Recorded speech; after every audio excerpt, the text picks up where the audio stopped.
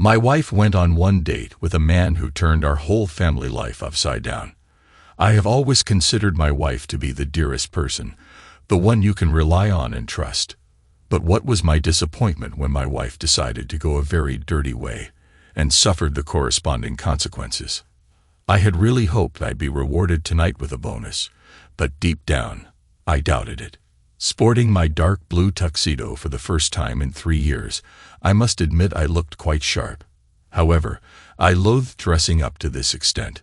It was Friday night after all, and I should have been comfortably seated in my favorite lazy boy, enjoying a quality single malt. Instead, I found myself seated at a table among colleagues and their spouses for a fundraising dinner and dance in support of blessings in a backpack.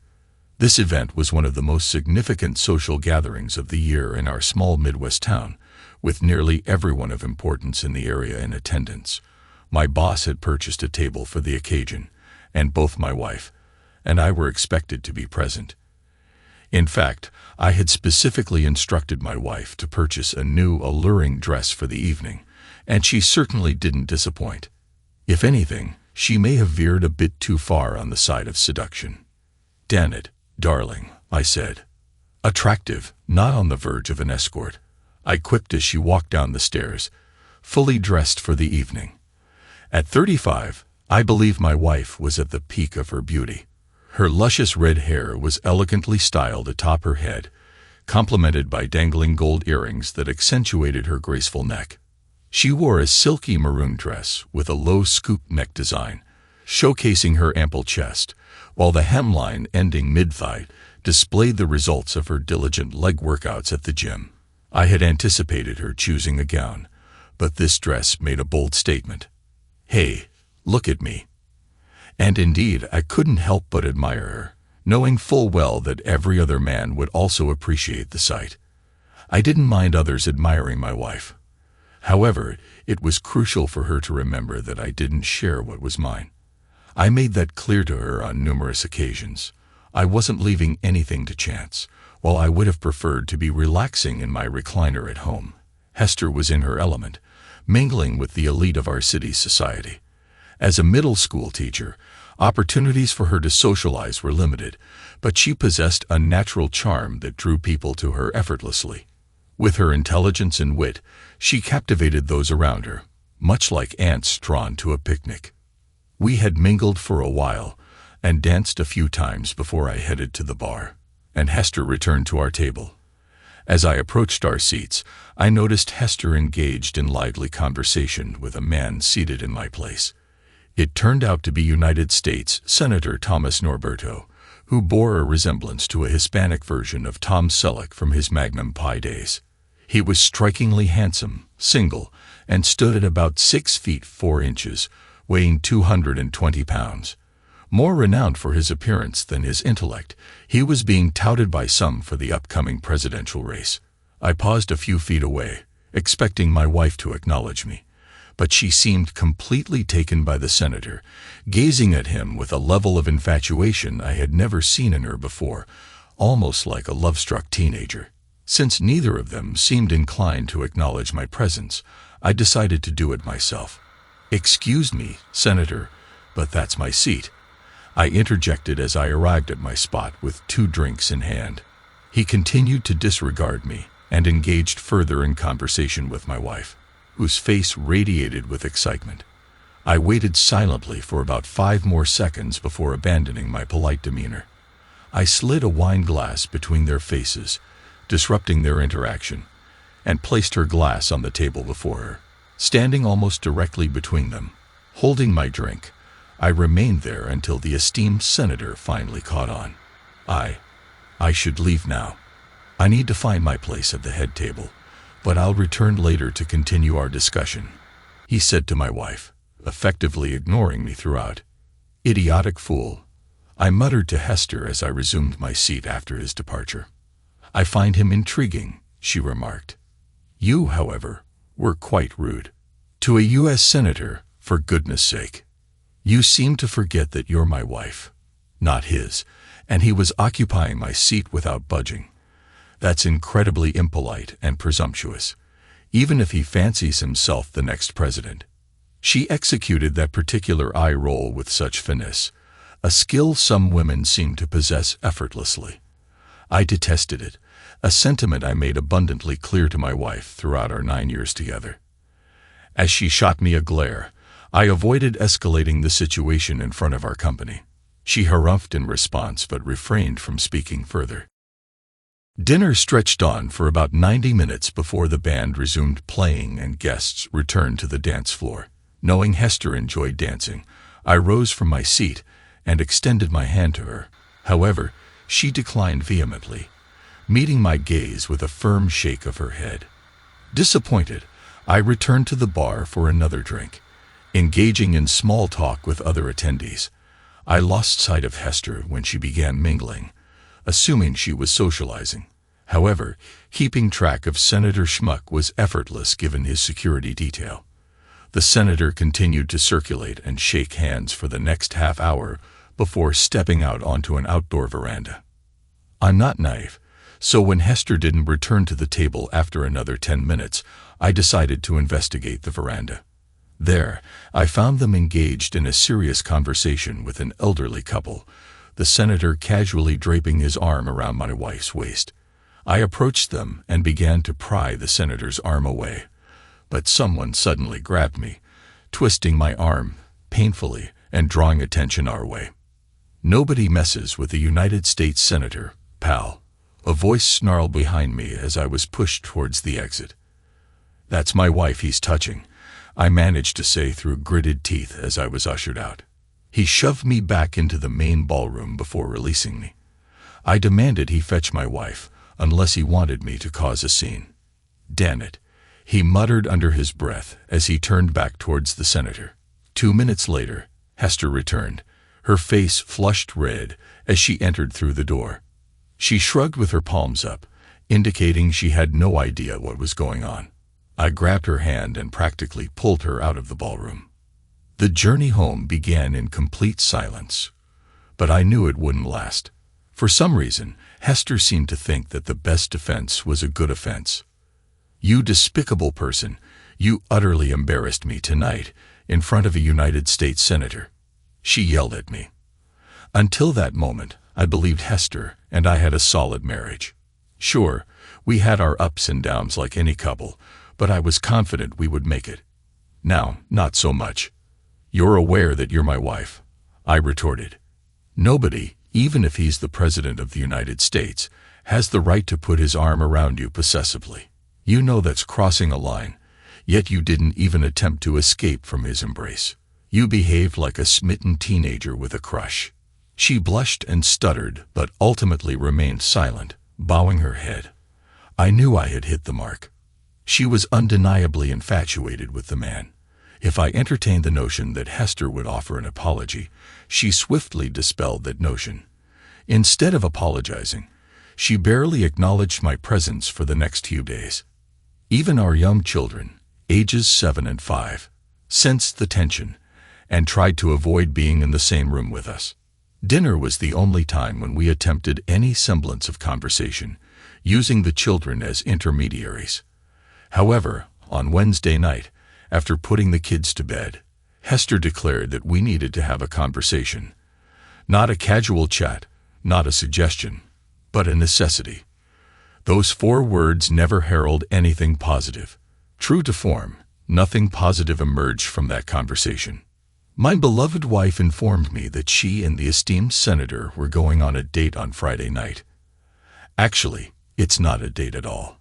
"I'm simply going to accompany him to another one of those fundraising dinners," Hester replied when I questioned the appropriateness of a married woman going out with a man who isn't her husband. "That sure sounds like a date to me," I countered. "If you're accompanying him, it implies you're his date, and given that you're married." "You have such a narrow-minded perspective," she retorted. "I would never betray you." "What would you call it then when a married woman goes out with a man who isn't her husband? Even if there's no intimacy, going on a date with someone else is still crossing a line," I argued. "Would you be okay with me taking your attractive friend Angie out for dinner and dancing?" She twisted her mouth, making a face and giving me her characteristic squinty-eyed glare. I knew mentioning her attractive friend would grab her attention. She had a clear issue when it came to Angie, who, as the Rolling Stones put it, could make a dead man come. That's completely different, and you know it. Going with a United States senator is not the same as going on a date, she argued. Oh, right.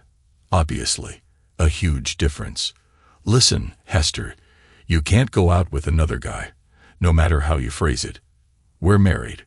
We made vows. Remember that forsaking all others part. I reminded her. You don't possess me, Reggie, even though we're married, she retorted. If I genuinely want to do something, I can and will. I'm not your property. Property? That's what happens when you marry a crossword enthusiast. You're certainly not my property. But you are the mother of my children. And I would really hate for you to break up our family, I pleaded. Her eyes widened in surprise. It seemed I had finally caught her attention. You wouldn't be that foolish, she scoffed. This is just... No, babe, this is a pivotal moment in our marriage. She grimaced once more but remained silent. I never expected this. I was utterly shocked when Hester descended the stairs in her outfit for her Friday night date. She wore a form-fitting, strapless white lace gown that accentuated her curvaceous figure and revealed a generous portion of her ample chest. I hadn't seen the dress before and assumed she had bought it specifically for this occasion. Damn, I murmured in disbelief. She took my expletive as a compliment and gracefully twirled around. At that moment, our children burst into the room, catching sight of Hester and freezing in their tracks. Mom, you look like a princess, exclaimed our 7-year-old Elise. Why are you dressed so fancy? Hester glanced between our daughter and me, seemingly expecting me to come up with an explanation. But I remained silent, simply staring at my wife. I can't tell her, Hester stammered. You can't because you know it's not right, I said sharply. Explain to your daughter why you're leaving us, your family, to go on a date with a U.S. senator. Mommy has to attend a special event for a little while. Hester began. You be good for Daddy, and I'll see you tomorrow morning. Why isn't Daddy going with you? 5-year-old Nate interjected. Hester paused as she struggled to fabricate a convincing lie, but I didn't need any time to speak the truth. Because Mommy doesn't love me enough, I answered. Both children glanced at Hester with startled, pained expressions, and she returned the same look to me. The truth stings, doesn't it? I remarked. At that moment, the doorbell interrupted us. We all froze momentarily before it rang again. Here comes the moment of truth, honey. Him or us, I said. She answered the door on the third ring, revealing one of the senator's security team members, and I noticed the black limousine in the driveway. Remember to behave for Daddy. I'll see you tomorrow morning, she said as she left. I suppose it was him. I was stunned for a moment, then realized I still had children who needed attention. I would have liked to drown my sorrows in the liquor cabinet, but that wasn't an option. What was going to happen was a couple of FaceTime calls, one to my parents and one to hers. After all, the kids enjoyed talking to their grandparents on FaceTime. I began by speaking with Hester's parents. Our relationship had always been strong, and I anticipated that Hester's recent escapade wouldn't sit well with them. We exchanged laughs and jokes for about a minute until Hester's mother noticed her absence from the call. Where's my daughter, Reggie? Have you hidden her away in a suitcase? My mother-in-law quipped. No, Mom. Hester went out on a date with Senator Thomas Norberto. I expect she'll be back tomorrow, I replied softly. What? My mother-in-law exclaimed. A date? Are you certain? Reg? She referred to it as accompanying the handsome senator to a fundraiser. I see it as a date. Perhaps more, I explained. And she won't return until tomorrow. My astonished father-in-law interjected. And you simply allowed her to go. I tried to reason with her, Dad, but she insisted I didn't have control over her, I responded. I told her she'd be neglecting her family if she went through with it, but she seemed to believe it was a forgivable offense. The children then took over the conversation for the next 5 minutes, which I appreciated. Afterwards, my mother-in-law instructed the kids to go to their rooms for a while, and she redirected the conversation towards my wife. "Don't do anything impulsive or foolish," she advised. "Communicate with her, Reg. Don't just discard her. Think about the children, like she did when she walked out the door. Mom." There was only a faint cough from my mother-in-law on the other end of the line. However, my own mother wasn't as sympathetic when I called my parents to tell them what had happened.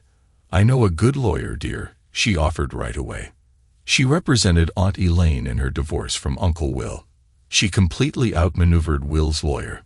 That was certainly good to know. After making a few calls, I decided to order a pizza. My children and I watched the Disney movie they had chosen, although I had no idea which one. Later, when I put the kids to bed, I didn't even try to fall asleep. Instead, I was distracted by ESPN stories all evening, trying not to think about the fact that my wife might be with Senator Jerk right now. When the kids woke up, I made a hearty breakfast of pancakes with bacon.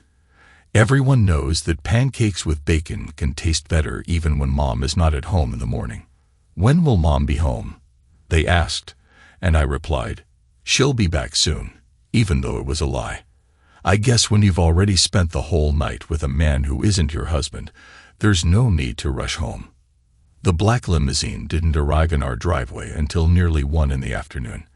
Our children were playing in the yard, and several neighbors were also outside when the car pulled up. Typically, the kids would have rushed to greet their mother after a day away, but this time they remained frozen in place. Hester seemed disappointed by the lack of a warm welcome before heading inside.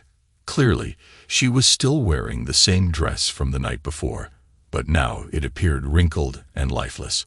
Her hair was loosely hanging around her shoulders, and she wore minimal makeup. She looked exactly like what she was, someone who had been used. I shifted away from the window and settled into a chair in our living room by the time she made it to the front door. I remained seated, not bothering to rise and greet her as she entered, appearing visibly exhausted. "Hey," she greeted. "Looks like you and the kids managed the night without me." "Looks like you barely made it through," I remarked pointedly. She blushed, making her way warily towards the stairs. "Don't start, Reg. Let me grab a nap and a shower," she croaked. I raised my hands in mock surrender. Screw it. It was clear to me, at least, that our relationship was over. Now, I just needed to find a way to make things as smooth as possible for my kids.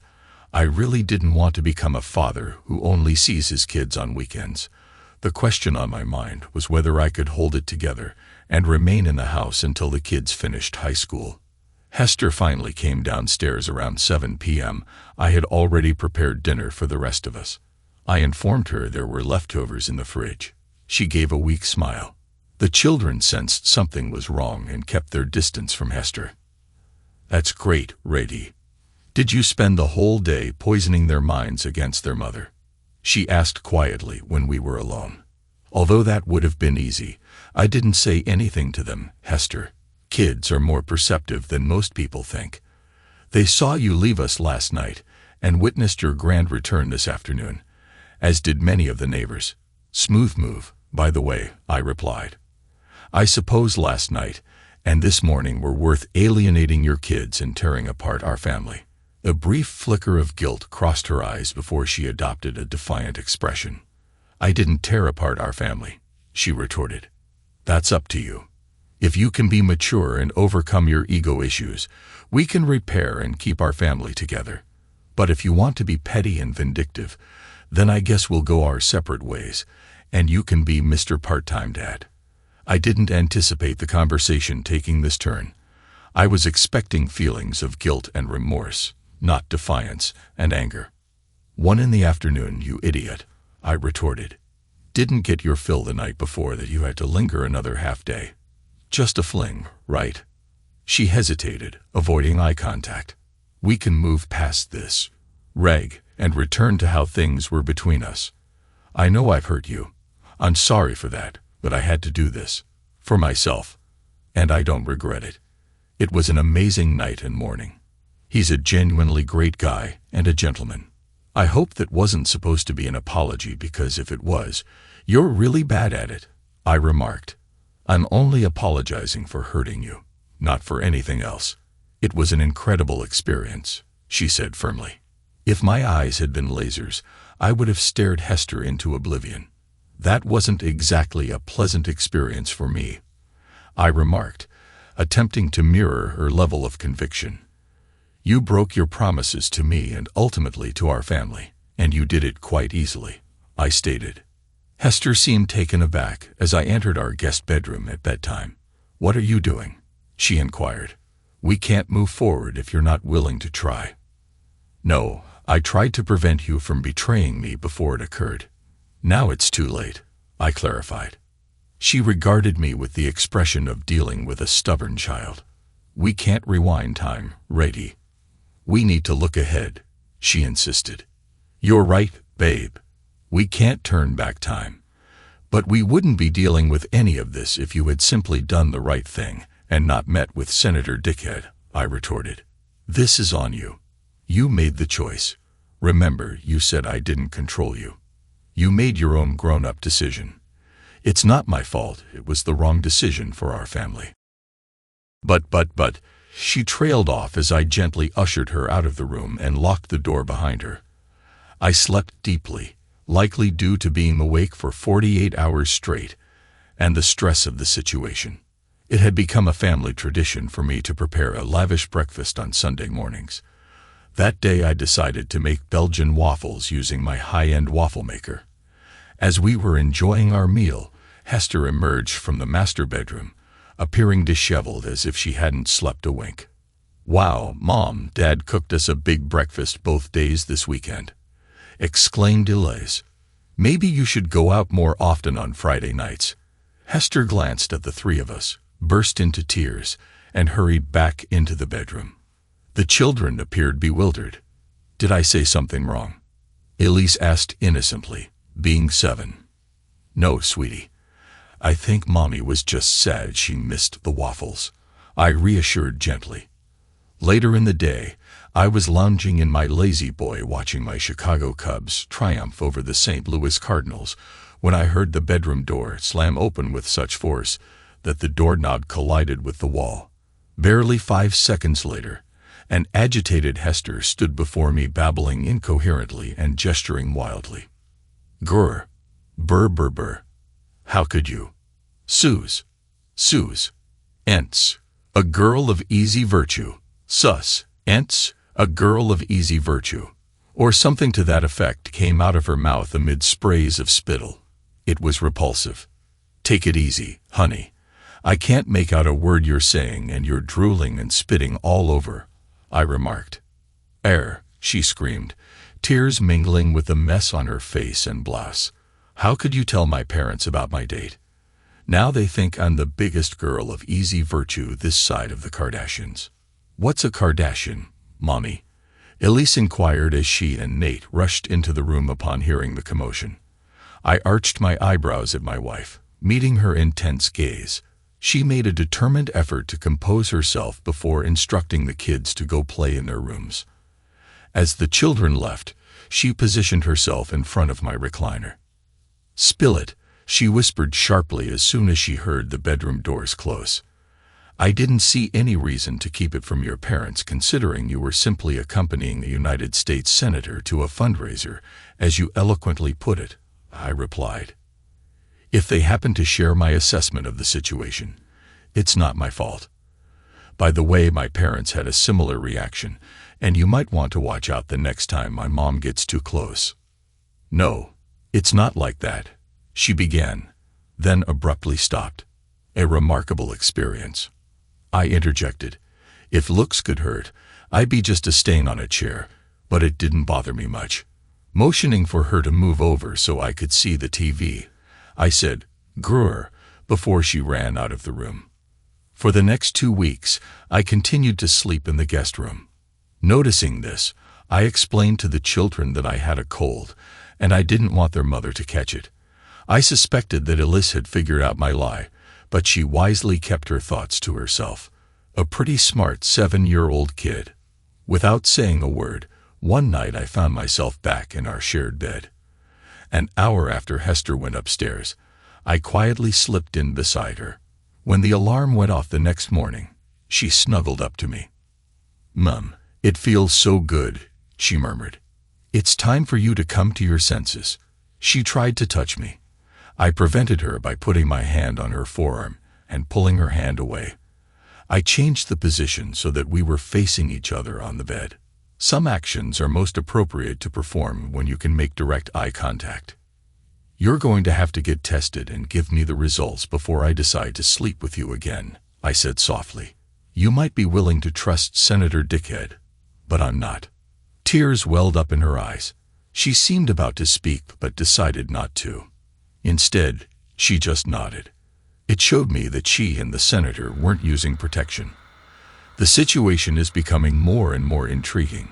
My initial plan was to stay until the kids finished high school, which meant another 14 years until Nate went off to college. I was willing to endure because of my love for them. However, I couldn't imagine going without intimacy for that long, especially with an attractive woman living in the same house. Despite the implications for my character, I had reached a point where I didn't care much anymore. The affection I once had for this woman suffered a significant blow 2 weeks ago and continued to diminish every day. I observed her leaving the bed with a sorrowful expression. In the past, that sight would have devastated me, and I would have done anything to alleviate her sadness. Now, my own pain prevented me from reaching out to her. Who was this woman now? The woman I married 9 years ago, who I've been with for the past 11, would have known without a doubt that I would never agree to her seeing another man, let alone engaging in intimacy with someone else. Hester and I crossed paths during our final year in college. 3 months later, we were exclusively dating, and within 2 years, we tied the knot. She worked as an actuary at a national insurance company, one of those individuals who quietly crunched numbers in a cubicle to determine insurance rates. I always perceived her as analytical and honest, though perhaps lacking a bit in spontaneity and humor, qualities that I, on the other hand, brought to the table with my disorganized yet fun-loving nature. I believed our differences complemented each other well, envisioning a future where we'd celebrate 50 years of marriage. Little did I anticipate the entrance of Senator Thomas Norberto into our lives. About 10 days after I returned to our shared bed, Hester handed me an envelope as I walked through the door after work. It contained her clean bill of health. "I hope you're pleased," she muttered bitterly. "You have no idea how humiliating that was. I might never be able to face Dr. Sanjay again."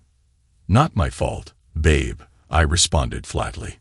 "Keep your legs closed to anyone who isn't your husband, and you won't have to feel embarrassed." She snarled softly but was unable to retaliate. She began to walk away, but I wasn't quite done. "How often has Senator Dickhead been in touch with you since the date?"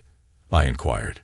"We haven't been in contact," she started before I extended my hand, silencing her. She understood my intent. With a pained expression, she reached into her pocket and handed me her phone. Swiftly, I located what I assumed was his number, uncovering several texts and 2 phone calls linked to it. There seemed to be no indication that they had met again, though he had made efforts. While her texts didn't suggest encouragement, they also didn't convey discouragement. "Damn it," I exclaimed. "We're walking on thin ice, Hester. If I find out about another date, our children may be orphaned because I'll end up in jail after I'm done with both of you." "Understood." Returning her phone, she took it solemnly and shoved it back into her pocket before making her way to the kitchen. One night later, she showed me signs of attention in bed, and my animal instincts got the better of me. I didn't have feelings for her. I just wanted to satisfy my needs. I knew perfectly well that she was trying to win back my favor, but I didn't care. I was more worried about something else. Given Hester's dramatic return home a few weeks earlier, I couldn't help but reflect on the local gossip. Although no one addressed me directly, I caught the sympathetic glances of some men and the barely concealed grins of some women. However, I didn't have to think for long, because one evening, when I was sitting on the back porch in deep thought, and Hester was engrossed in the TV in the living room. Elise came up to me. "Dad, what is a club for women of easy virtue, and how did Mommy become a member of it?" "What is it?" she asked softly. Darn it, the damage to my ego wasn't nearly as concerning as the repercussions reaching my children. I knew I had to refrain from speaking before I reacted. "Where did you hear that, darling?" I inquired, attempting to maintain a neutral tone so as not to intimidate her. "The girls mentioned that their moms have been gossiping and laughing about Mommy being part of the club of girls of easy virtue, and it doesn't sound good." "Are all the adults in our family part of this club, Dad?" Considering myself a decent poker player, I had to exert every bit of skill to keep my expression unreadable as I addressed my daughter. "Mommy made a mistake recently, Elise. It's something between Mommy and Daddy, nothing for you to worry about. The other moms shouldn't have been discussing it, nor should they be discussing that club. I want you to walk away when the other girls bring up that club. It's our issue, sweetheart, not yours. I'm sorry the other girls were unkind to you." I hugged her gently, hiding the tears in my eyes, hoping she wouldn't notice. This moment will remain in my memory until my last breath. Gradually, a sense of normality began to return to life in our house, at least from my point of view. And yet it was a new kind of normality. Regardless of whether Hester admitted it or not, things will never go back to what they were before that day. I couldn't fully trust her again, and I couldn't forgive or forget the huge disrespect she showed me and to our family. Love? Well, to borrow a line from a Tina Turner song, what does love have to do with it? 6 months later, Hester seemed to understand something or perhaps had the courage to speak up. After that night, initiated by her, which has become commonplace since that day, I as usual turned away from her to sleep. Before she spoke, I heard her choking sobs. Reggie, can we talk?" "What is it?" she asked timidly. "Yes," I sighed. "Could you please turn around?" she asked, and there was clearly irritation in her voice. I sighed, trying to feign her annoyance. Then I turned to her, meeting her gaze. She kept looking into my eyes. "Do you realize that we haven't been close since?" "Say it, Hester. Just say it," I insisted. "You had the courage to do it. Have the courage to admit it. We haven't been close since I had a date. I noticed. You satisfy me physically, and then you go to sleep. You make sure that I'm happy, but it feels purely physical. And you haven't hugged me since. I miss this one. Intimacy." "You can't even say those words, baby," I retorted. "Your date. You cheated on me with this guy. Admit it. I'm not stupid. You go on a date with another man and don't come back until the next day. Do you think I don't notice anything?" "You make it seem cheap and disgusting," she protested. "Yes, we had intimacy on Saturday night, and it was great, and he was gentle and caring, just like you. Really. It was an unforgettable experience. And that's why we're not making love anymore, Hester. Don't you see? You gave him something that, as you promised, was exclusively mine, and you liked it all. It was unforgettable, as you just said. Oh, come on, Rig. It was just one night. 2 days, of all the thousands of days that we will be married. From a statistical point of view, this is insignificant. We can forget about it, Reg, if you're willing to try," she pleaded. "Thanks for the math lesson, Hester, but I never saw our marriage as a math problem. Would you feel the same way about it if I did it with Mary Jo Young?" Mary Jo Young, a divorced blonde with a good figure, lived nearby. Almost every woman on our street was closely watching how she interacted with her husbands. "Wait, are you implying that you want Mary Jo?" "No way," she exclaimed. "Listen to yourself, Hester. I never said I wanted Mary Jo. You did it. I was just asking how you would react if I did," I explained. She seemed puzzled until she realized what was going on, and then her expression turned to anger. "I can read between the lines. No need for words," I said smugly. She avoided looking me in the eye. "Do you realize that because of what happened, The other girls in the neighborhood bullied Elise. They heard their mothers calling you names. It was unpleasant, I said. Her anger was replaced by shock at this revelation. Elise never mentioned it. Oh, she breathed, digesting what she had heard. I'm really sorry. Not sorry enough. You described that evening as unforgettable. Well, it was definitely unforgettable for both of us. I will never forget your betrayal, I said. With that, I turned away and went to bed, unaware of her subsequent actions. Credit must be given to Hester. Over the next few months, she dedicated herself to being an exemplary mother. Traditionally, I had been the primary caregiver for our children, but suddenly Hester took on her share of responsibilities, shuttling the kids to their various activities and enthusiastically supporting them. It made me wonder if she had finally realized that prioritizing our family over her own desires was the key to keeping us together. What a revelation! The children seemed to appreciate the extra attention, but once again my daughter demonstrated her remarkable perceptiveness beyond her 8 years. Mom is really making an effort, Addie, she remarked to me one day. I hope she has apologized properly for whatever she did wrong. I tried to respond with a genuine smile, acknowledging her acute awareness. To the outside world, everything seemed fine in the Wilkerson household. I worked diligently to maintain appearances. Hester, on her part, seemed willing to go to great lengths not only to keep up appearances, but also to regain my favor.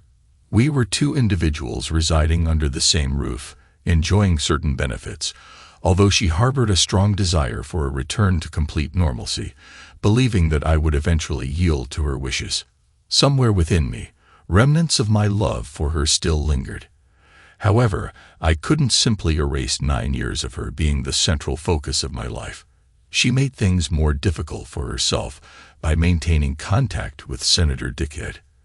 After I checked her phone calls and messages shortly after her date, she made sure to keep them cleared. However, she was unaware of how simple it was to clone someone's phone for access to all their messages. It appeared that he kept in regular touch while she seemed to be attempting to keep him at a distance, at least for now.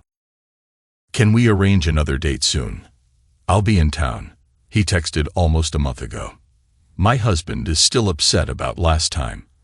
I can't risk it, she replied. Needless to say, I wasn't impressed.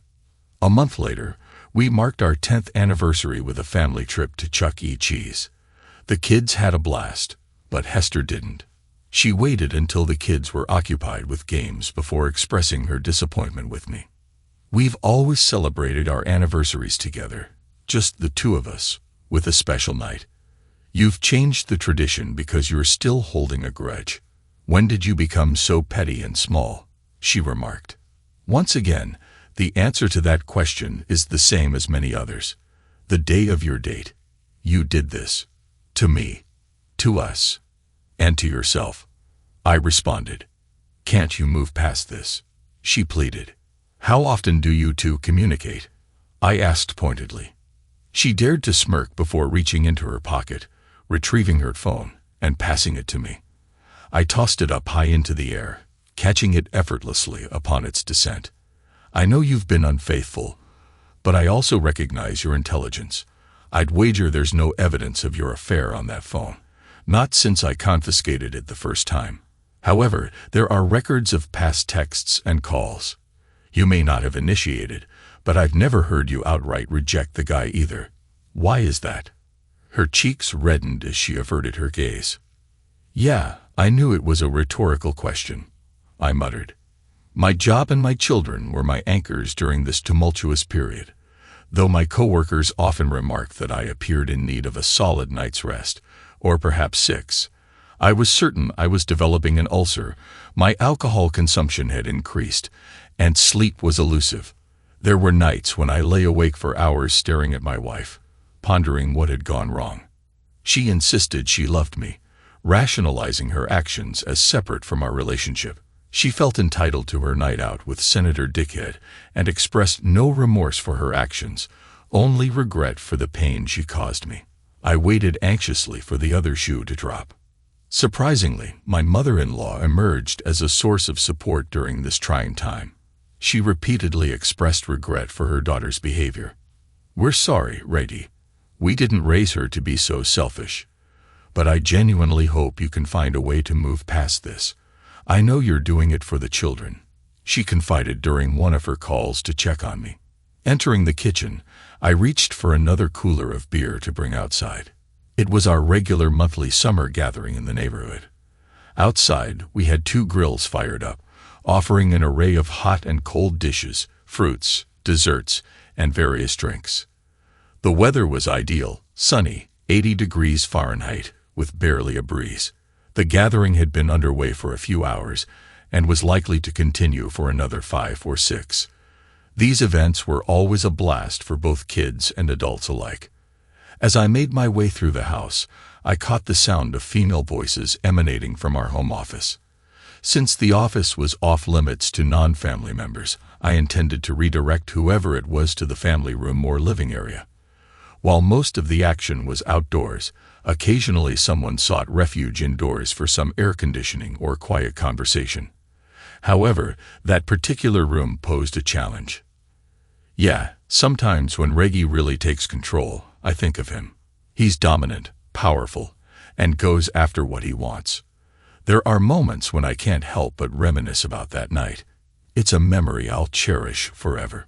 I was on the verge of entering the room when Hester made her declaration to whoever she was with. I froze in my steps, my knees buckled, and I nearly stumbled. Damn it.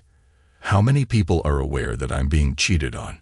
I heard laughter. It seemed like there were 3 of them inside. I couldn't catch the rest of the conversation because I was too busy trying to hold back vomit. I felt relieved that I managed to reach the bathroom before getting sick, emptying out everything I'd eaten the night before, breakfast and lunch. After cleaning up, I grabbed the cooler of beer and headed outside. I opened 2 bottles and handed them to the 2 guys currently manning the grills. "Hey Reg, are you all right? You seem a bit off," remarked John Lusky. "Just preoccupied, John. Everything's fine," I replied before drifting away. I remained quiet for the rest of the gathering. When Hester and her companions returned, I felt like I was being observed and noticed smirks directed my way. Maybe I was becoming paranoid, but eventually, it seemed like almost all the women at the barbecue were smirking at me. Later that night, after putting the kids to bed and finishing cleanup, I confronted my wife about my disappointment. She sat on a lounge chair sipping a wine cooler, looking satisfied. I settled beside her. "Did anyone visit today who doesn't know about your affair?" I asked earnestly. She appeared shocked, feigning innocence. I stared back at her. "I might have mentioned it to a few girlfriends recently. It was a thrilling experience," she chuckled. "He's a charming senator." I couldn't resist sharing. "So first you cheat, then you embarrass me to your friends. Meaning every husband now knows you're unfaithful, and I'm a cuckold." "I'm not unfaithful, and I won't tolerate being called that," she shouted. "It was just one carelessness. I didn't sleep with some stranger in a seedy motel." Her eyes shimmered with intensity as she stood up from her chaise. "I've had enough of this," she declared, her voice escalating in volume. "You've been playing games for over a year now. Your wife had a fling with another man, a handsome, strong man. It's time to move on. I won't be held hostage by your insecurities any longer. If you can't let go, that's your problem. Either file for divorce or accept reality. I'm tired of living a lie with you pretending to be Mr. Perfect. Make a decision already." I was taken aback by her outburst, sitting in shock for what felt like ages, though it was probably only moments. When I returned to my senses, she had already walked away, leaving me alone. I'm naturally reserved and slow to react. While some, including my wife, interpret this as weakness, I rarely panic or act rashly. It saddened me to think about not seeing my children every day. Although I hoped to salvage my family, I was prepared for the worst. I had a lawyer ready to fight for me, and first thing Monday morning I took action. Hester was served with divorce papers at her workplace before the day was out. Predictably, She was not pleased. About 5 minutes after she was served, my phone began buzzing incessantly. I ignored all of her calls, anticipating the impending storm upon my return home. As I walked into the house from the garage, Hester unleashed a torrent of anger. "You humiliate me in front of my colleagues. Much like you humiliated me in front of our friends and neighbors the other day," I retorted. "You practically begged me to file, so I did." She shot me a disdainful look but remained silent. Setting down my belongings, I sought out my children for a brief conversation, reassuring them of my enduring love despite not living under the same roof starting tomorrow. Elis grasped the situation, having friends with divorced parents, but Nate seemed confused. I knew I had my work cut out with him, though I was confident my daughter would lend a hand. We resided in a no-fault state, making the divorce process seemingly straightforward. She was set to gain primary custody of the children, the house, child support, and some alimony. But oh no, for some inexplicable reason known only to her, she vehemently contested it. Her attorney employed various tactics to prolong the proceedings, insisting on meetings and even suggesting marital counseling. "What's the deal, Hester? Your actions speak louder than words. You claim to love me, yet you've caused so much strife. And then you have the audacity to boast to your friends about him being the best you've ever had. Why would I want to endure this marriage when all I get is aggravation? I adore my children. But if I stay with you, all they'll remember is a bitter man," I expressed during one session. "But I do love you, Reg. You're fixated on one incident. Yes, he was exceptional, but it was a one-time mistake. Please let it go," she pleaded. "I can't, Hester," I retorted. "You betrayed our vows, and you downplay its significance. I can't overlook that. You made promises to me." I hadn't intended to do it. Truly I hadn't, but everyone has their breaking point. The beauty of a two-party political system lies in its dichotomy, regardless of how you characterize it. Senator Dickhead belonged to one faction, which meant the opposing party would eagerly welcome any information that tarnished his reputation. Over a year ago, following Hester's date, I established a contingency plan. I enlisted the help of a well-connected attorney in our city to approach the chairman of the opposing political party. The chairman, eager for anything that could disrupt the senator's re-election prospects and jeopardize his White House ambitions, eagerly awaited the information. Despite offering a substantial monetary reward, he had to settle for the assurance that the evidence would only be disclosed if the possessor desired it. Every month, my attorney updated me on the chairman's persistent requests. This month, we were ready to fulfill the chairman's wishes. The meeting, which marked my first involvement, was scheduled at my attorney's office. After introductions, I retrieved a sealed plastic bag from my briefcase and placed it on the conference table. The chairman's astonishment was palpable as he glimpsed the contents of the bag. "Dear God," he murmured, "is that what I suspect it to be? If you suspect it's the downfall of Senator Dickhead's career, then yes," I replied. The chairman gazed at the bag as though it held precious gold bars. He refrained from reaching out to touch it. Instead, he simply continued staring with an expression of utter amazement. "How?" he whispered.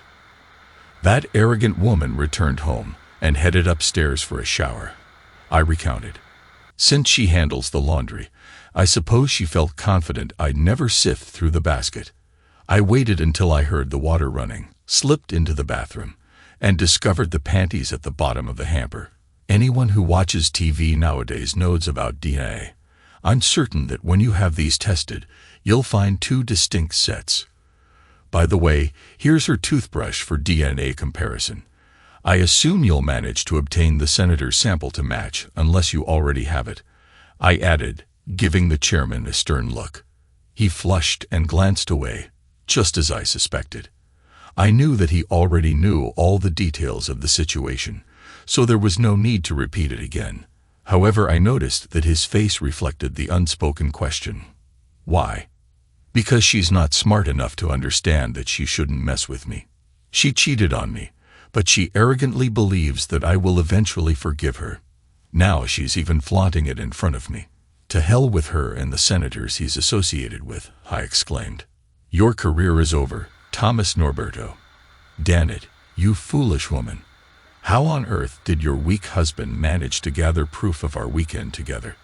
I suspected he was aware, but actual evidence. How? Norberto yelled at Hester over the phone a week after I met with Mr. Chairman. I don't know. I have no clue what you're talking about, she stammered. I was taken aback when the call appeared on the phone I had used to clone hers. I basically admitted to her that I had bugged her phone several months ago, and they hadn't been using that method of communication, if they had been communicating at all. What have you done, Reg? She asked when I answered her call 90 minutes later. I knew exactly what she meant, but I was feeling mischievous, or so I thought. Ha, I replied. I just ordered a pepperoni pizza and garlic bread. Why would you even care what I eat? Wait, how do you even know what I'm eating? She snarled at me. I could tell from past experience that she truly despised my foolish behavior. She may have seemed convinced that I was a weakling, but she knew I wasn't foolish. Well, I suppose being right about one thing out of two wasn't too bad. I'm not sure how you managed it, but it seems you've exacted some sort of revenge on Senator Norberto. He threatened to rough me up over something you did, but he wouldn't disclose what it was. Thanks for that, by the way. My parents are furious with me. Yours are too. Elise has been giving me the cold shoulder, and you just can't seem to shake the idea that what Thomas and I did was separate from our relationship. Yeah, about that. I began. 2 months after my meeting with the chairman, Senator Norberto, practically guaranteed to retain his seat, suddenly withdrew from the Senate race, 8 months before the election, citing extreme mental exhaustion. With everything else happening in my life, seeking female companionship was the least of my concerns. I hadn't even looked at a woman in an attractive way for several months when it was my daughter who asked me about it. Daddy, when are you going to start dating other women? Elise asked cheerfully during the second weekend my kids were with me. Linda's mom really wants to go out with you. I found myself dumbfounded, my jaw likely hanging open, caught up in the whirlwind of divorce. I hadn't really considered my future much beyond tending to my kids every other weekend and for a couple of weeks in the summer. Linda's mom mentioned this, and you're fine with it? I asked, feeling taken aback. Well, she didn't tell me directly, Dad. I overheard her talking to Annie's mom, Elise explained. But yes, I'd be okay with it, Dad. I don't want you to be alone. But please, Dad, not Marcy's mom. None of us kids like her. Kids pick up on things, Dad. Linda's mom had been divorced from her no-good, despicable husband for around 5 years. She was a charming, vivacious blonde with curves, exuding the effervescent personality of the former cheerleader she once was.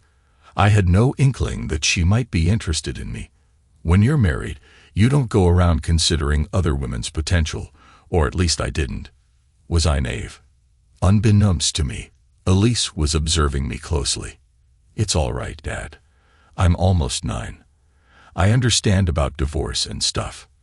Nate, and I will be fine. You just take care of yourself. And just like that, it seemed, I was back in the dating scene.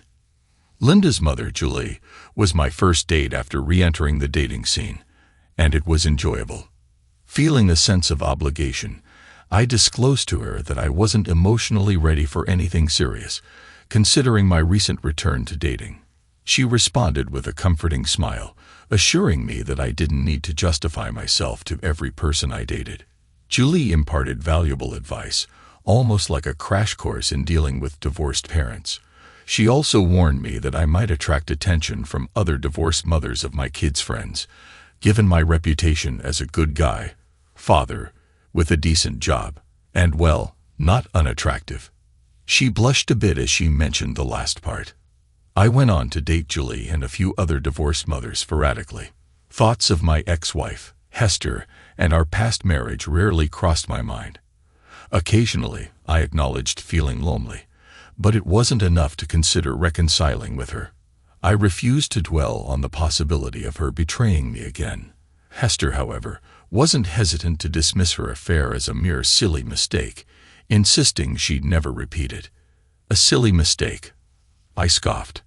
It was poor judgment, a lack of respect, and ultimately selfishness.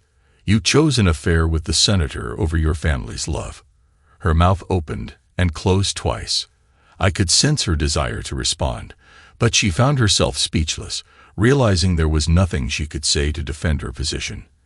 I half expected her to persist, especially given that contacting the senator seemed futile now. My ex-mother-in-law informed me one Saturday during dinner while the kids and I were visiting that he had instructed her never to reach out to him again, she recounted. He seems convinced that you played a role in his withdrawal from the senatorial race, and he believes she didn't do enough to intervene. I raised an eyebrow and continued eating silently, choosing not to offer any remarks.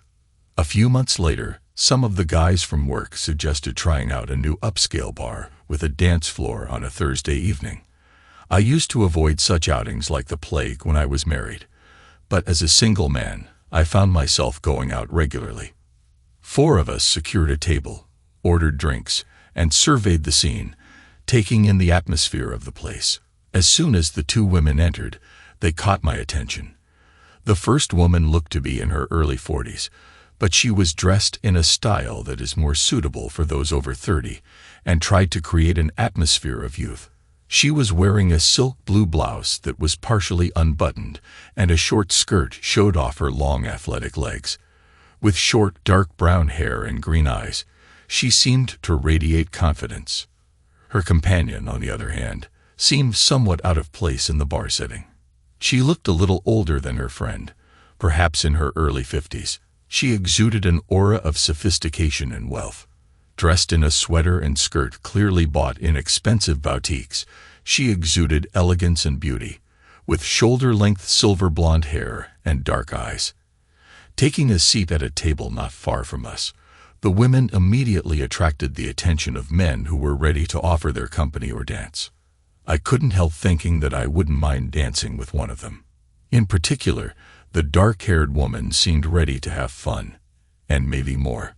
She didn't hesitate to dance with any man who invited her. On the contrary, the blonde woman danced only a few times and seemed more restrained in her movements. An hour later, I decided to ask a blonde woman to dance. However, when I approached her table, the brunette suddenly grabbed my hand and led me to the dance floor. Completely absorbed in her, I forgot about her friend. We danced to a couple of fun songs before the tempo slowed down. I was shocked, and when she kissed me passionately, I was charmed. We left the club together and headed to my house. We were too involved in bed, and that evening she shared the details of her life. It turned out that she and her friend were celebrating her recent divorce. Rosie was an amazing lover, and we continued to date for about a month until she expressed her reluctance to commit herself so soon after the divorce. I understood her point of view, and we parted amicably. However, since that first meeting, I have never had the opportunity to ask her about her friend, which aroused my unquenchable curiosity.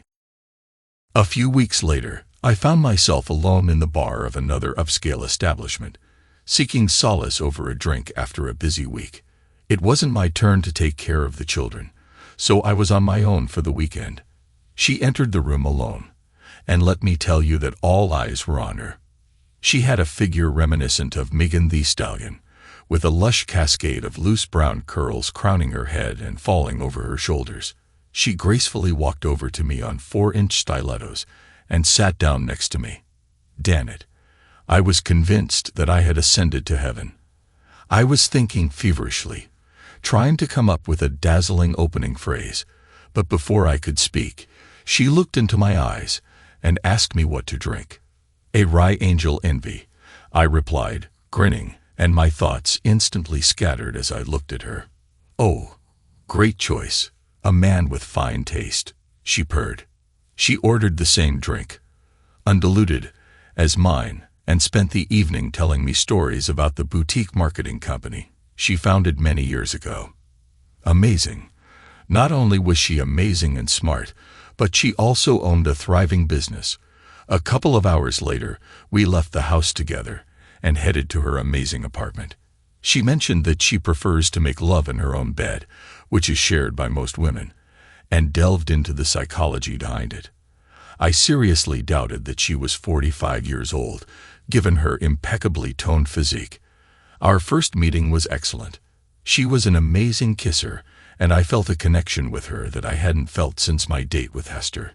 In just one night, Mariel Washington opened up to me more honestly than Hester did in our 9 years of marriage. Mariel confessed that her commitment lay primarily with her career, and she had no desire for children, preferring instead casual relationships with several men. I felt a genuine connection with her and would have potentially fallen in love, but since that wasn't an option, I agreed to be friends with benefits. For the next year, we met about once a month until Mariel unexpectedly fell in love with a much younger man. Lucky guy. Occasionally, my ex-mother-in-law would call me. Despite the divorce, we remained close, bonded by understanding and the grandchildren. I still referred to them as Mom and Dad. "Could I ask you for a favor, Reg?" she asked cautiously. "Of course, as long as it doesn't involve your daughter," I replied. The favor involved escorting the personal administrator of my mother-in-law for their company's upcoming Christmas party. Seriously, she's a decent person, Reg. She went through a divorce a couple of years back with an abusive cheater, and I don't think she's dated anyone since. She's been hurt, Reg, and she needs a decent guy to prove not all men are scoundrels. And I believe you're that decent guy, my ex-mother-in-law explained. Isn't it strange when your former mother-in-law tries to set you up on a date? Just one thing, Mom, I interjected. Please tell me she's not dull. Mom got the joke and chuckled. I think you'll be pleasantly surprised, Reggie. You might even let us have the kids for an overnight or two. She teased. Mom was spot on. I was pleasantly surprised. Sherilyn Cerrito was a petite bundle of charm with a physical presence that boasted well-proportioned assets.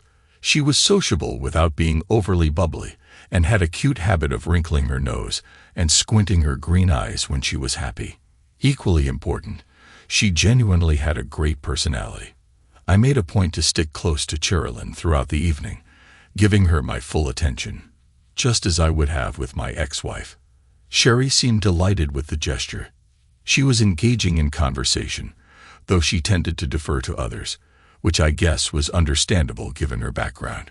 We sat with my in-laws at a table. Mom displayed her usual grace, while Dad initially seemed a bit reserved. I understood his demeanor, but he gradually became more open as the evening progressed. I surprised Sherry with my dancing skills, which I had learned to please my ex-wife Hester, who loved dancing. Sherry also showed proficiency, especially in fast dances, and seamlessly fit with me in slow dances as if we had been together for years. I enjoyed the sensation of her body pressed against mine. As I escorted Sherry to the door, she gave me a gentle kiss on the lips and shared her phone number. I knew I owed my in-laws more time with their grandchildren. After waiting 3 days, I called Sherry and asked her out. She agreed to a date the following Friday at one of the city's top Italian restaurants, followed by an art show at a local gallery. Sherry dressed more provocatively for our date than she had at the Christmas party, impressing me even more. We had a fantastic time, and we continued to go out 3 more times before I decided it was time for her to meet my 8-year-old daughter and for me to meet her daughter. We spent quality time together playing miniature golf and having a picnic at a nearby park. Overall, I felt it went well, especially since the 2 girls bonded remarkably, although my son, as expected for his age, wasn't as thrilled considering all girls had cooties. Sherry and I met frequently each week, and when I had my kids, we engaged in family activities involving all 5 of us.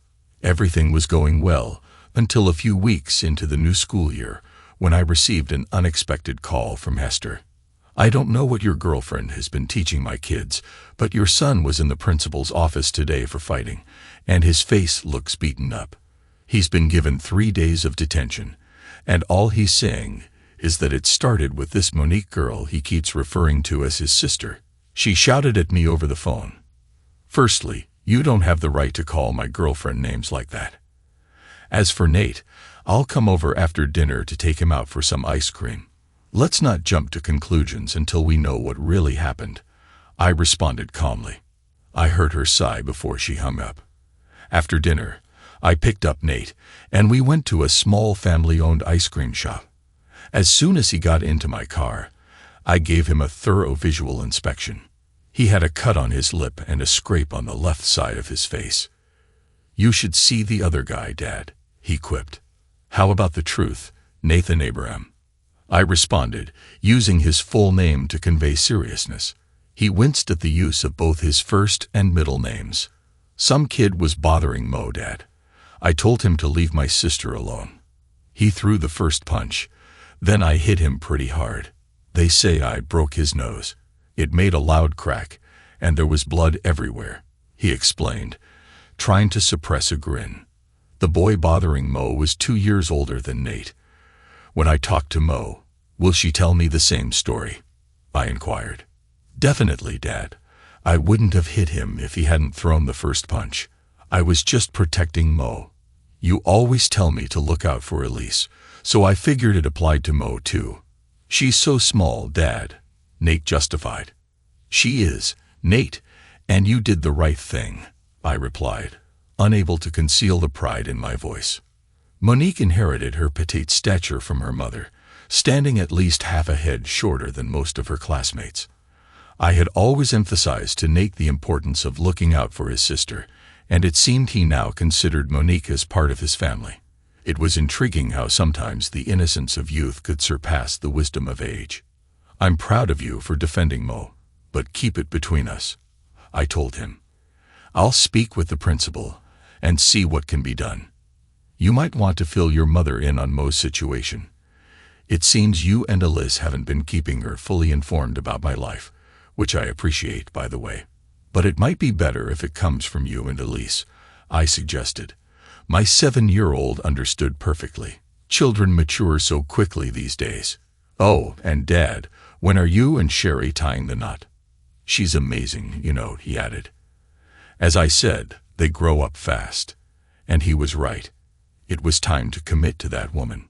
The following day, I contacted the principal. The school enforced a strict zero-tolerance policy regarding fighting, irrespective of whether a student was acting in self-defense. Nonetheless, they also upheld a zero-tolerance approach towards bullying. Consequently, the perpetrator received a 6-day detention following interviews with witnesses. Although I disagreed with the policy, I advised Nitty to accept his punishment maturely. Furthermore, I assured him of my support and promised to propose to Sherry as soon as I could afford the ring. Things got messy when Hester discovered that Sherry was Mom's personal assistant and that Mom had arranged their initial meeting. "What on earth, Mom? Aren't you supposed to be on my side?" Hester yelled at her later, according to Mom. "There's no your side," Mom responded. "He's not coming back to you. You completely messed that up. So why let a good man go to waste? Cherilyn is a wonderful woman and a great friend. She deserves someone like Rady." The scream that came from Hester was described by Mom as horrifying as she recounted the incident. While both my children enjoyed Sherry's company, my daughter in particular seemed to admire her nurturing demeanor towards me. Sherry had a natural inclination to fulfill my desires, making me feel like the master of my domain.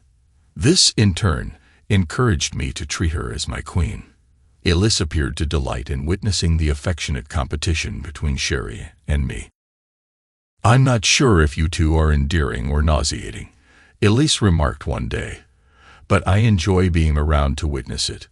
A couple of months later, our small wedding only included our 3 children, my parents, and my ex-in-laws as guests. The court clerk who officiated the ceremony was taken aback when my ex-mother-in-law stood as Sherry's maid of honor. "It's quite a tale," I chuckled when she inquired. "Nobody expects the Spanish Inquisition originates from the classic British comedy ensemble, Monty Python's Flying Circus." But truth be told, Nobody anticipates an inquiry from a federal marshal either. It caught me completely off guard when two such officials entered my office on a Monday morning. It seemed the authorities were displeased about a certain former senator's altercation and subsequent injury in the restroom of an upscale restaurant in Houston, TX. My name, along with that of several other aggrieved husbands, surfaced as potential suspects. I clarified to them that my alibi involved being at home with my wife and 3 children several hundred miles away from the scene of the crime. I can't say I'm sorry to hear about the senator's troubles. Nobody, and I truly mean that, deserves it more. I remarked to the discontented marshals. You do realize that the fool slept with my then-wife almost 4 years ago. If I had any intentions, wouldn't I have acted long before now? I retorted with heavy sarcasm. However, the grilling from the federal agents was just the beginning. A week later, a reporter from the Associated Press showed up at my office, seeking details about the aforementioned incident. It appeared he had somehow obtained a confidential roster of 26 women the senator allegedly had affairs with during his time in office. At this juncture, several individuals were aware of Hester's rendezvous with the senator, though I certainly didn't broadcast it. Over the years, Hester likely disclosed it to more people than I did, as she took pride in her achievement. However, I couldn't help but wonder about her level of pride when news of the senator's misconduct emerged, implicating her as one of his lovers. Why did you disclose that to him? She practically yelled at me over the phone. I didn't. He informed me that your name was on the senator's roster. All I did was confirm the accuracy of your inclusion on the list. I wasn't going to fabricate to spare you from embarrassment. Promiscuous. I am not promiscuous, she screamed at me before I ended the call. I must confess, I chuckled. I also entertained the thought of taking an extended vacation out of town when the news article broke. She messed up, literally, and yet I was going to suffer an embarrassing fallout as well. Sherry talked me out of that notion, so to speak. Don't engage in any confrontations. Stick to the truth. She cheated. You divorced her. Move on, Sherry advised. Unfortunately, my children were going to endure verbal bullying for the remainder of their school years. We would be addressing the fact that their mother was a self-centered cheater for years to come. I also sympathized greatly with my ex-in-laws, who had become close friends of ours. After the article came out, we invited them to stay with us in the house we had purchased for a couple of weeks. During that time, they mostly stayed indoors and avoided answering their phones. I love my daughter. You understand how it is when you're a parent. But I'm so ashamed that she thought it was acceptable to act promiscuously for a day, Dad confessed. No father wants his daughter to be seen in that light. As time passed, the scandal faded, and life returned to normal. Gradually, my children started spending more time with Sherry, Mo, and me at our home. It wasn't anything formal, but our house naturally became the gathering spot for neighborhood kids. Initially, Hester complained, but I believe Mom smoothed things over. Additionally, I ensured that Elise and Nate maintained open communication with Hester, so she couldn't accuse me of taking her children away. Again, having Mom and Dad visit frequently helped ease tensions, I think. When the kids were with me, we rarely discussed Hester. Though she remained their mother, she had become an ex in my life. They also avoided mentioning her out of consideration for Sherry, whom they had taken to calling Mom naturally, as Mo did. Initially, I sensed discomfort from Hester's parents when the kids started referring to Sherry as Mom, but that soon dissipated since they had been close to Sherry even before we got married. Amidst the tumult in my life and my family's, I paid little attention to what was happening in Hester's life.